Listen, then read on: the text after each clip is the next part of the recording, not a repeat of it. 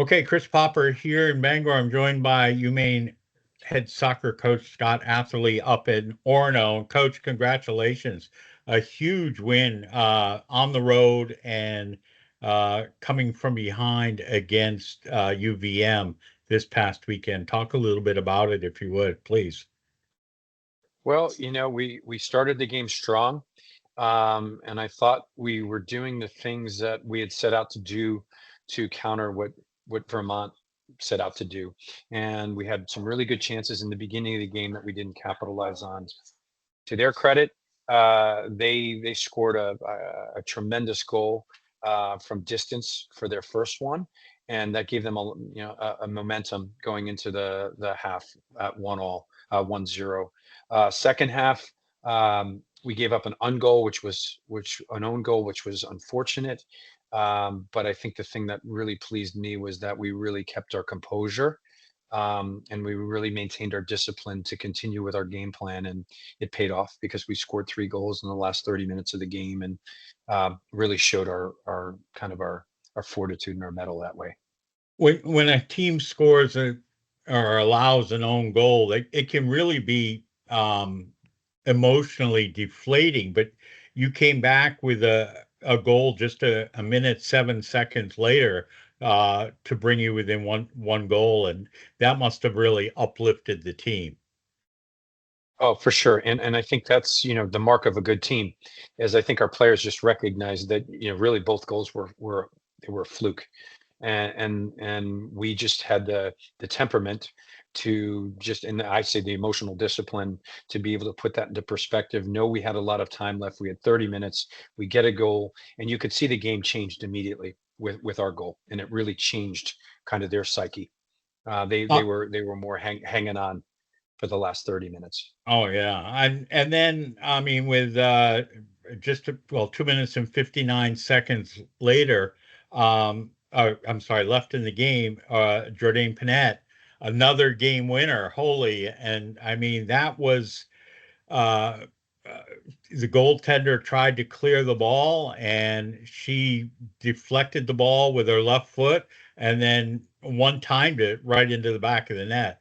I mean, that's a play that you see like an attacker. Oh, okay, I'm just gonna kind of um, just show my foot there and not really go for the ball. But what a play she made there. Yeah, well, we talked about this before the game, not that specific moment, but our pressing is really the kind of the key to generating the attack. And there's two ways you look at it. You set up to press to disrupt their buildup, or you set up their press to really create turnovers and really punish them for playing out, because Vermont has a very distinct style. They're going to play out against you, and it really is a battle of wills.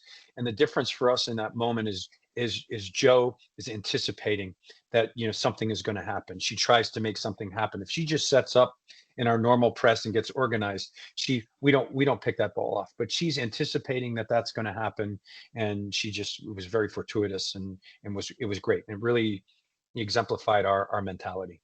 I mean, you saw the poor keeper. I mean, she was just. I saw it on well on Twitter the highlight.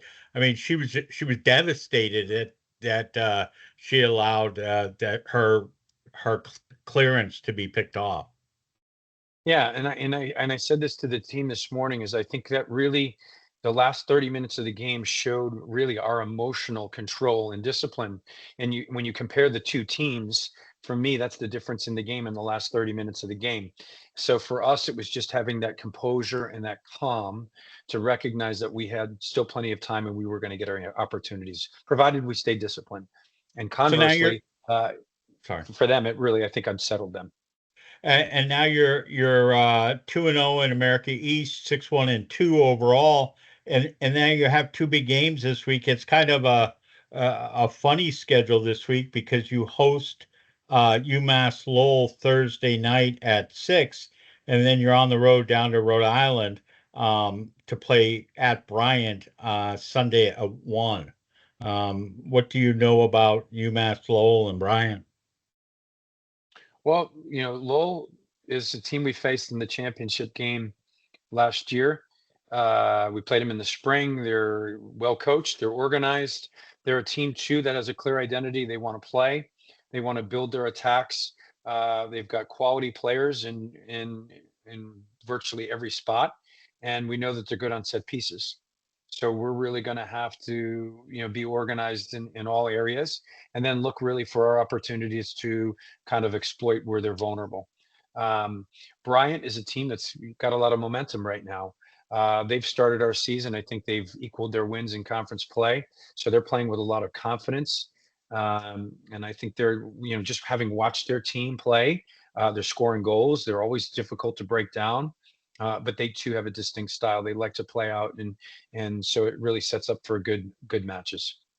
Uh, I, I saw on Twitter that you are the first America East team to have five players with at least 8 points each um, since 2019. I mean, that's just a kind of testament to the offensive capability that you guys have.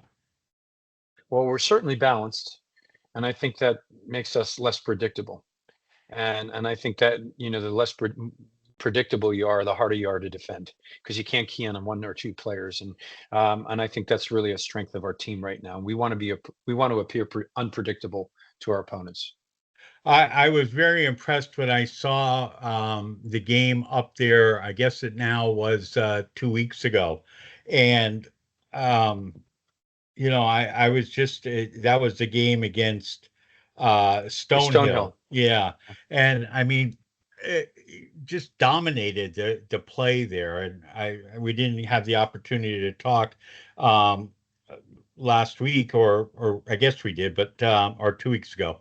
But that really was a testament of, I think, of how you want to play is you get that ball up and you're controlling, you're attacking. And I mean, you had that controlled the pace of the game, and you controlled the ball was in Stonehill's defensive half the majority of the game. I mean, I set up down in and had great pictures because I knew where the ball was going to go. Yeah. Well, it's important to us. And I think if you look at the Vermont game statistically, I think we were in their penalty box something like 26 times or 27 times, and we had 16 shots with inside the penalty area. Our average distance for our shots were 14 yards from goal. And anytime you're getting that many entries into the penalty area with that many quality opportunities, you're going to score goals.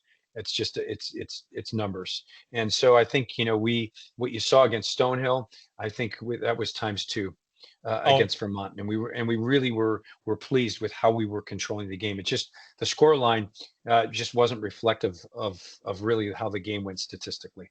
and the game against Binghamton as well. I thought that Binghamton is funny because I at one point I lived in Binghamton for about a year and a half, and they brought a great crowd, and that was I kept hearing "Let's go Bing" on the sidelines, and kudos to them. That's a long trip from Binghamton to Orono. Sure is. And they're a team that won the last two Eric East regular season championships, and they're a different opponent. They were very direct, and they put us under pressure just by virtue of the way they played.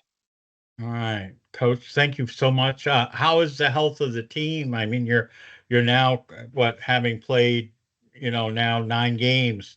Everybody seems to be doing okay. And I do have one more Yeah, question afterwards. Yeah. yeah, for sure. I think we're as healthy as we would hope to be at this point in time, and I think for us, with really, when you consider the Vermont game, 3 games in 8 days, we're just really got to be smart about our recovery and our player management.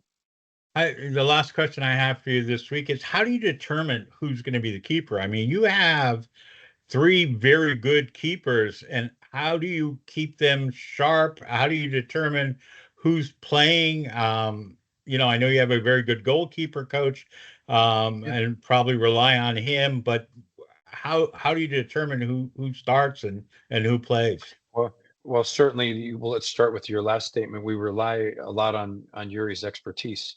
because ultimately he's the one who's working most closely with them, and we just rely on his opinion.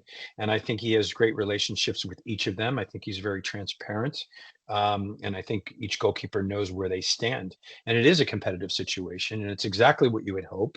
And I think we look at it from game to game, week to week. We don't get too far ahead of ourselves. That also keeps the competitiveness of the situation in hand. And circumstances change, but ultimately we look at all three players and how they're performing and consistency. And it's a great situation to be in. The alternative is much Right. different. So we're very grateful for that it is a competitive situation between three quality goalkeepers.